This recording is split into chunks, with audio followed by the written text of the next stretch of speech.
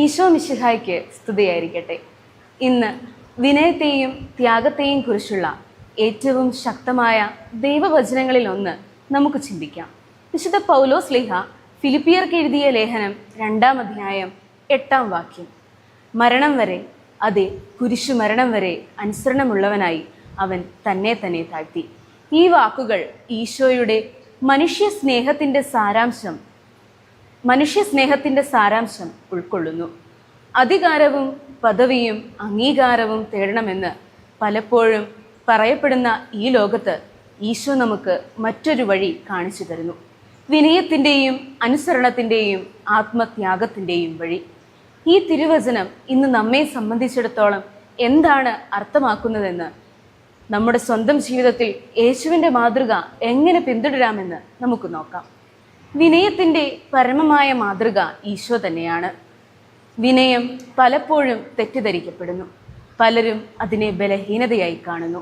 എന്നാൽ യഥാർത്ഥ വിനയം വലിയ ശക്തിയുടെ അടയാളമാണ്. ദൈവപുത്രനായ ഈശോ തൻ്റെ ദൈവിക പദവി മുറുകെ പിടിച്ചില്ല.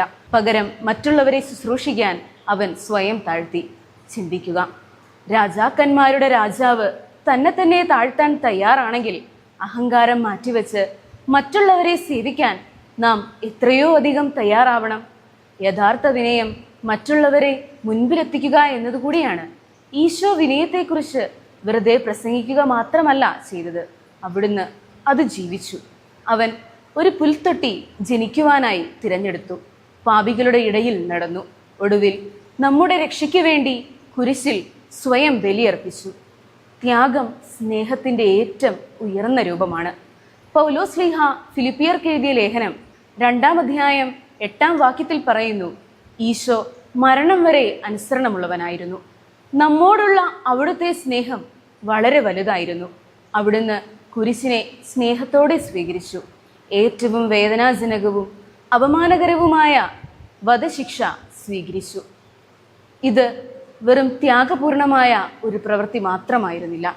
നമ്മുടെ പാപങ്ങൾ വഹിക്കാനും വിശ്വസിക്കുന്ന ഏവർക്കും രക്ഷയുടെ വാതായനങ്ങൾ തുറക്കാനുമുള്ള ഒരു തിരഞ്ഞെടുപ്പായിരുന്നു അത്. നമ്മുടെ ദൈനംദിന ജീവിതത്തിൽ വിനയം എങ്ങനെയാണ് നാം പരിശീലിക്കുന്നത്? ഈശോയുടെ വിനയം നിറഞ്ഞ ശുശ്രൂഷ കഴിഞ്ഞ കാലത്തെ ഒരു പ്രവൃത്തി മാത്രമല്ല, ഇന്ന് നമുക്കതൊരു പാഠമാണ്. നമ്മുടെ ജീവിതത്തിൻ്റെ എല്ലാ മേഖലകളിലും താഴ്മയോടെ ആയിരിക്കാൻ നാം വിളിക്കപ്പെട്ടിരിക്കുന്നു.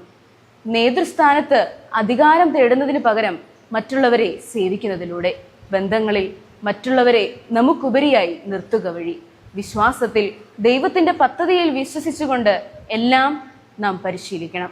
നമ്മൾ വിനയം തിരഞ്ഞെടുക്കുമ്പോൾ നാം ഈശോയെ പോലെയായിത്തീരുന്നു.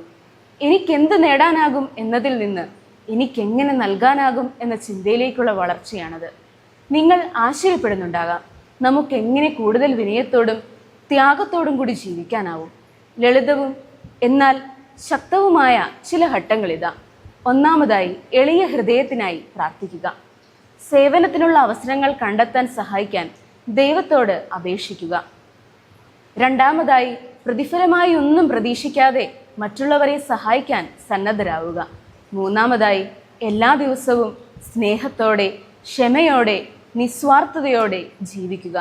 അവിടുത്തെ മാതൃക പിന്തുടരുന്നതിലൂടെ നാം വിശ്വാസത്തിൽ വളരുക മാത്രമല്ല, സ്നേഹവും വിനയവും തീവ്രമായി ആവശ്യമുള്ള ഒരു ലോകത്തിൽ നാം വെളിച്ചമായിത്തീരുന്നു.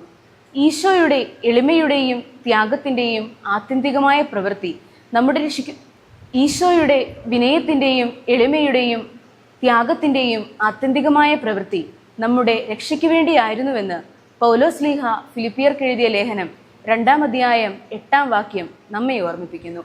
ഈ സന്ദേശം നിങ്ങളെ പ്രചോദിപ്പിച്ചുവെങ്കിൽ കൂടുതൽ വിശ്വാസം നിറഞ്ഞ സന്ദേശങ്ങൾക്കായി ലൈക്ക് ചെയ്യാനും ഷെയർ ചെയ്യാനും സബ്സ്ക്രൈബ് ചെയ്യാനും മറക്കാതിരിക്കുമല്ലോ. നന്ദി.